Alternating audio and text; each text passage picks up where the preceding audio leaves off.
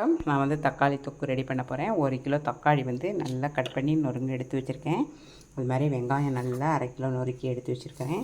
பூண்டு 50 கிராம் இருக்குது. சாம்பார் தூள் இருக்குது.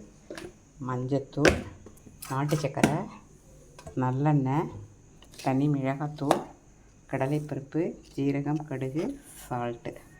தண்ணி தேவை கிடையாது இதுக்கு. கடலெண்ணெய் ஒரு 150 விட்டாச்சு. தாளிப்புக்கு போட்டாச்சு.